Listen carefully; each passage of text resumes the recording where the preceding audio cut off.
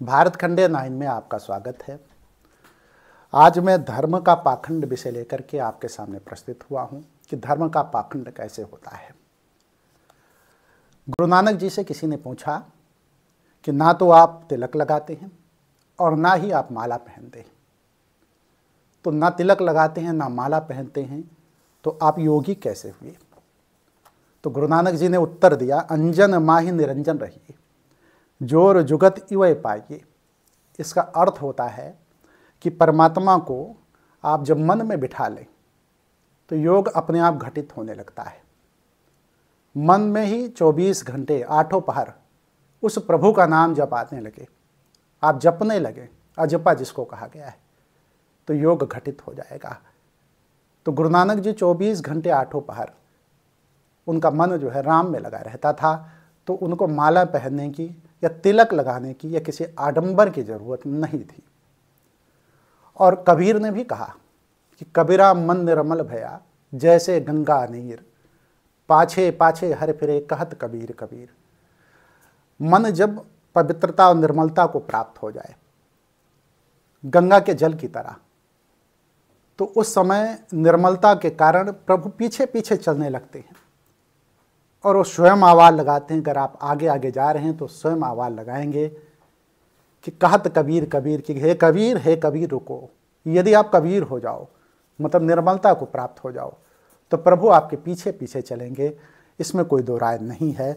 देखिए, संत रविदास जी चमड़े का काम करते थे, वो जूते चप्पल का काम करते थे, लेकिन उन्होंने ईश्वर का दर्शन या जिसको कहा जाए कि ब्रह्म को जाना, तो रविदास ने रैदासी संप्रदाय भी चलाया। तो चमड़े का कारोबार करने वाले, जूता और चप्पल का कारोबार करने वाले रविदास महान संत के रूप में स्थापित हुए।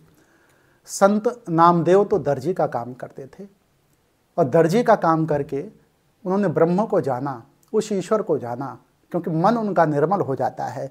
और निसर्ग दत्त ये तो परचून की दुकान चलाते थे। तो यहाँ प्रश्न ये नहीं कि कौन क्या करता था, प्रश्न यह है कि किसका मन निर्मल हुआ और कितना निर्मल हुआ। यदि आपका मन पवित्र हो गया है, निर्मल हो गया है, तो माला पहनने की, तिलक लगाने की या बाहरी आडंबर की, माला पहनने का विरोध मैं नहीं कर रहा हूँ, तिलक लगाने का विरोध मैं नहीं कर रहा हूँ, लेकिन केवल दिखावे के लिए तिलक लगाया जाए, माला पहना जाए, उसका विरोध मैं कर रहा हूँ, वह उचित नहीं है। और देखिए, सांसारिक मुश्किलों से घबरा कर यदि आप घर छोड़ देते हैं तो भी रहना तो संसार में ही पड़ेगा। तो राम नाम जपने के लिए या राम नाम की प्राप्ति के लिए आपको घर छोड़ने की जरूरत नहीं है। आप घर में रह करके, पारिवारिक बंधनों में बंध करके, मतलब आप अपने घर परिवार में ही रह करके अपने कारोबार को करते हुए यदि चाहें तो जो है राम का नाम जप सकते हैं और उस ब्रह्म को जान सकते हैं। उदाहरण के तौर पे मैंने निसर्ग दत्त, संत निसर्ग दत्त या फिर नामदेव, संत नामदेव, कबीर और मैंने रविदास का उदाहरण आपके सामने रखा है। तो इसलिए मेरा अपना मानना है कि भजन कहीं भी रह के किया जा सकता है और भजन के लिए भागने की ज़रूरत नहीं है कि पर्वत और कंदराओं में भागा जाए और किसी जगह पे जा कर के बैठ कर के भजन किया जाए। सांसारिक मोह माया में आप बंधे हैं तो भी धीमे धीमे उस सांसारिक मोह माया से दूर होते हुए भजन की तरफ आप संसार में रह करके ही बढ़ सकते हैं, लेकिन आपको प्रयास करना होगा, आपको अभ्यास करना होगा। तो इसलिए मैं कहता हूँ धर्म को पाखंड कहना सही नहीं है। धर्म पाखंड नहीं है, कुछ लोग धर्म को ही पाखंड कह देते हैं। यहाँ पर धर्म के नाम पर जो पाखंड होता है वो गलत है। धर्म के नाम पर पाखंड नहीं होना चाहिए।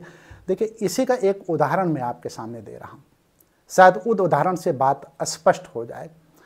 बर्थडे पार्टी जो है एक लोगों की थी, तो उनको 12 बजे के बाद बर्थडे पार्टी करनी थी।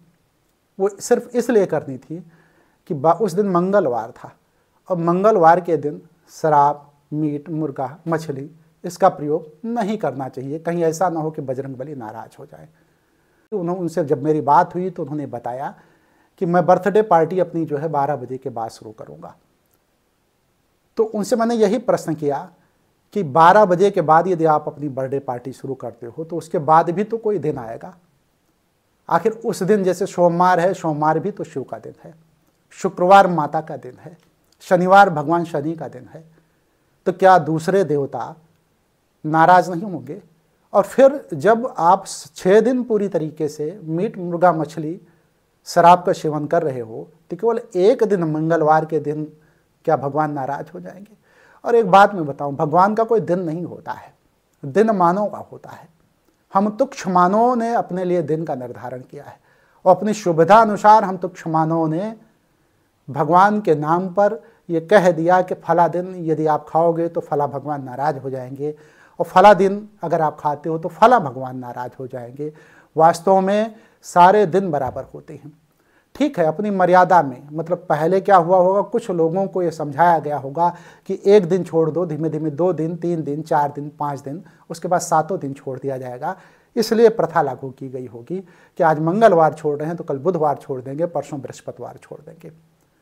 तो बर्थडे पार्टी में सब कुछ इकट्ठा हुआ, दारू भी आ गई, मीट भी आ गया, मुर्गा भी आ गया, लेकिन मंगलवार का इंतजार किया गया कि मंगलवार जब बीत जाए तब हम पाप करेंगे, इसके पहले हम पाप नहीं करेंगे जो है। अच्छा ठीक है, मान लीजिए कि भारत में 12 बजे के बाद मंगलवार के बजाय बुधवार आ गया, लेकिन उन देशों में जहां भारत से समय पीछे चलता है वहां तो मंगलवार ही रहेगा, वहां का समय तो मंगलवार के हिसाब से ही चलेगा। तो एक विशेष स्थान पर बैठ करके आप दिन निर्धारित करके और मंगलवार को बजरंगबली नाराज ना हो जाएं, इसके लिए जो आडंबर करते हो, जो पाखंड करते हो, इसका विरोध मैं करता हूं। ये पाखंड, ये विरोध जो है गलत है। देखिए, हमारे धर्म में हो या किसी अन्य धर्म में, पाखंड सब कहीं है, आडंबर सब कहीं है। किसी भी धर्म में अगर पाखंड है, आडंबर है, तो उसका विरोध होना चाहिए।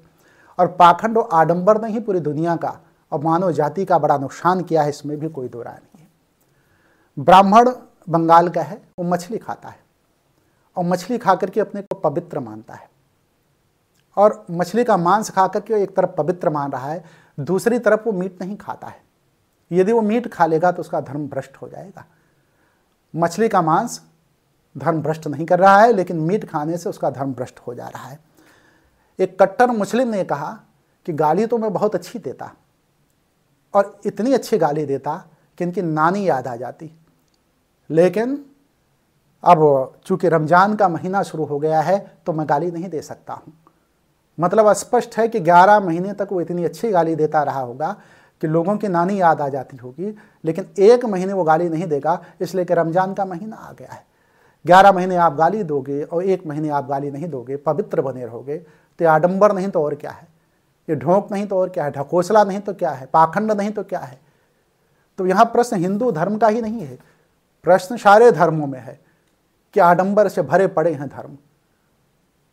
अभी क्रिश्चियनिटी को आप ले लीजिए, धार्मिक मान्यता है कि धार्मिक व्यक्ति कोई भी, वहाँ पे एक मान्यता है और इसके लिए परंपरा है उनकी कि कोई भी व्यक्ति शराब पी सकता है।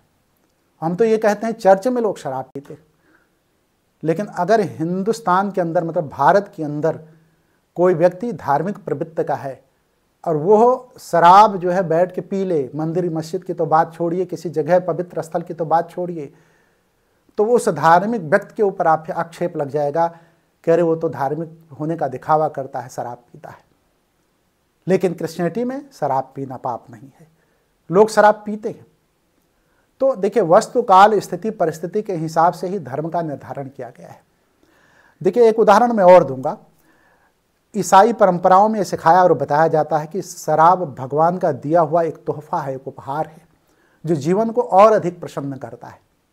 इसका उदाहरण मैं एक दे रहा हूं पतरस 2:22 से। ईसा मसीह के लिए पतरस 2:22 कहता है कि उसने शराब पी, लेकिन कभी भी उसने इतना नहीं पिया कि वो नशे में हो जाए। तो इसका अर्थ हुआ कि ईसा मसीह भी शराब पीते रहे होंगे। ये तो खोज का विषय है। अगर 2:22 ये कहता है पतरस जो है, तो अर्थ ये है कि पीते थे, लेकिन इतना नहीं पीते थे कि वो बेहोश हो जाएं, नशे में लौटने लगें, धुत हो जाएं, जैसा कि देखा जाता है। तो वस्तुकाल स्थिति परिस्थिति के हिसाब से लोगों ने धर्म का निर्धारण किया। धर्म क्या है? धर्म धारण करने की चीज़ है। यदि आप धर्म को धारण नहीं करेंगे तो धर्म का कोई मायने नहीं, कोई अर्थ नहीं है। और जो व्यक्ति धर्म को धारण नहीं करता है तो वह व्यक्ति जो है आडंबर में फंसता है, ढोक में फंसता है, ढकोसले में फंसता है, पाखंड में फंसता है। तो इसी पाखंड से हमें बचना है। एक बात मैं और बताऊं, दुनिया में सबसे ज़्यादा अगर मानव जाति का नुकसान किसी ने किया है तो धर्म ने किया है। धर्म ने इतने कत्लेआम करवाए हैं और इतना जो है भीभत्स कत्ल हुए हैं जो है कि मानव सभ्यता पूरी तरीके से कराह गई। आप धर्म के नाम पर केवल हमारा धर्म सही है, इस पर लड़ाई होना, दंगा होना और पाखंड को पूरी तरीके से अपने जीवन में उतार लेना, इसी को धर्म मान लिया गया है। आजकल देखा होगा आपने, किसी मंदिर में जब लोग जाते हैं तो मंदिर में भगवान की तरफ जो है मुंह ना करके जिधर से वीडियो खींची जाती है, फोटो खींची जाती है, उधर की तरफ हाथ तो जोड़े रहते हैं भगवान की तरफ और मुंह किए रहते हैं इधर की तरफ कि हमारी बढ़िया फ़ोटो आनी चाहिए, इतनी अच्छी फ़ोटो आवे कि हम फेसबुक पे लगा दें, ट्विटर पे लगा लें, इंस्टाग्राम पे लगा लें, यूट्यूब पे डाल दें, जिससे कम से कम हमारी प्रसिद्धि फैले। भगवान से वहाँ प्रार्थना करने के लिए वो नहीं, आडंबर के तहत जा रहे हैं, उनको फ़ोटो शूट कराना है, उस फोटो के द्वारा एक आडंबर, उसके द्वारा ये बताना है कि मैं धार्मिक प्रवृत्ति का हूँ, मैं बजरंग बली का दर्शन करने जाता हूँ, मैं माता का दर्शन करने जाता हूँ, भगवान शिव का दर्शन करने में जाता हूँ और अक्सर जाता रहता हूँ। देखिए मेरी फ़ोटो फेसबुक पे हमेशा लगती रहती है। उनका उद्देश्य फेसबुक पे फ़ोटो डालना है। तो क्या यह आडंबर नहीं है, ये ढकोसला नहीं है? कोई भी व्यक्ति यदि ईश्वर के पास जाएगा, किसी मंदिर में जाएगा तो ध्यानस्थ अवस्था में होगा, वो अपने पूर्व के कर्मों के लिए प्रायश्चित करेगा जो उसने पाप कर रखे। हर व्यक्ति पाप करता है, कोई व्यक्ति ऐसा नहीं जो पाप से बचा हो। और आज कलयुग में तो पाप का भंडार है सब। तो कोई व्यक्ति यदि मंदिर में जा रहा है तो मंदिर में अपने पापों के प्रायश्चित के लिए जा रहा है और भगवान से प्रार्थना करता है कि भविष्य में इस तरीके की मतलब हम कोई गलती नहीं करेंगे। तो इस तरीके के धार्मिक स्थलों पे भी जा करके लोग जब पाखंड करते हैं, और आज की स्थिति ये है कि जिन लोगों ने जो है देखा कि हमें कुछ भक्त अपने बनाने हैं, उन्होंने भी पाखंड का चोला पहन लिया, मतलब किसी न किसी चोले को अपने ऊपर डाल करके पाखंड करना शुरू कर दिया। तो यह पाखंड जो है जनता को गुमराह करता है। और एक बात बताएगा आपको, जब आप जिस तरीके के पाखंड के पास जाते हैं, मतलब पाखंड करने वाले व्यक्ति के पास जाते हैं, तो वही पाखंड आपके ऊपर जब उतर जाता है ना, तो आपके आने वाली पीढ़ियों के लिए दिक्कत होती है। आपको उस समय तो लगता है कि पाखंड से मैं शोहरत हासिल कर ले रहा हूँ, धन धान्य वैभव हासिल कर ले रहा हूँ, लेकिन आने वाली पीढ़ी उसका भुगतान करती है। और यह है प्रकृति है। प्रकृति का नियम बड़ा सख्त है। आज किसी भी क्रिया को प्रकृति जो है, जो भी आपके द्वारा क्रिया की जाती है, प्रकृति उसका जवाब देती है। हर क्रिया के विपरीत एवं बराबर दिशा में प्रतिक्रिया होती है। तो मेरे कहने का अर्थ इतना है कि आप पाप कर्मों से बचें, आडंबर से बचें, ढोक ढकोसले से बचें। यदि सादगीपूर्ण जीवन आपका है तो उसका लाभ आपको मिलेगा। हम ये नहीं कहते कि ऐश्वर्य ना आए, धन दौलत ना आए। व्यक्ति का धन दौलत और ऐश्वर्यवान होना बहुत जरूरी है। वैभवशाली बने आप, समृद्धशाली बने आप, लेकिन यह भी ध्यान रहे कि वैभव कमाते समय, ऐश्वर्य प्राप्त करते समय कहीं हमारे अपने स्व का नुकसान तो नहीं हो रहा है। मैं अपने स्व से तो समझौता नहीं कर रहा हूँ। स्व का अर्थ बाद में स्वाभिमान से लोगों ने ले लिया। तो अर्थ सिर्फ इतना है कि किसी भी स्थिति में आपको अपने अंतस पटल को शुद्ध करना है, अंतस चतुष्टय को पवित्र करना है, और अंतर्मन को पवित्र करते हुए आपको किसी भी तरीके से धर्म के पाखंड से दूर रहना है। तो धर्म का पाखंड खतरनाक है। और दुनिया में, और विशेष करके भारत में, तो मैं दुनिया की बात ठीक है, दुनिया में जहाँ हो रहा होगा, लेकिन भारत में जितने भी धर्म का पाखंड हो रहा है, उससे लोग दूरी बनाएं और विज्ञान के रास्ते पे चल करके और मूल धर्म को, देखिए धर्म कभी भी पाखंड नहीं करता है। धर्म के द्वारा पाखंड हो, धर्म को लोग पाखंड बदल देते हैं। तो धर्म को पाखंड में न बदलें और अपने मूल स्वभाव को जानें और धर्म का सही सही अध्ययन करें। धर्म आपको धारण करने के लिए जो है कहा गया है, और धर्म का जब आप अध्ययन करेंगे तो एक भी इंच कहीं गलती नहीं मिलेगी। वो सारा का सारा वैज्ञानिक पहलू पर आधारित है। धर्म ही विज्ञान है, विज्ञान ही धर्म है, सब एक दूसरे के पूरक हैं। तो सब मिला के धर्म का अनुसरण करें, इसी में हम सबकी भलाई है। हमें लगता है वीडियो लंबी हो रही है, इस वजह से मैं अपनी बात को समाप्त करूंगा। अगर यह वीडियो आपको पसंद आई हो तो इसको आप लाइक कर दें, कमेंट कर दें और इस चैनल को भी सब्सक्राइब कर दें। भारत खंड 9 में अगले बढ़िया किसी विषय के साथ में फिर उपस्थित होऊंगा। तब तक के लिए आप हमें अनुमति दें। और जाते जाते मैं आपसे कहूँगा, समय के उच्चतम प्रयोग द्वारा आप अपनी सफलता निर्धारित कर सकते हैं। तो 2025 में समय का उच्चतम प्रयोग करते हुए आप अपनी सफलता निर्धारित करें। ईश्वर आपको सफल बनावे। इन्हीं बातों के साथ मैं आपसे इजाज़त चाहूँगा। आप बहुत बहुत धन्यवाद।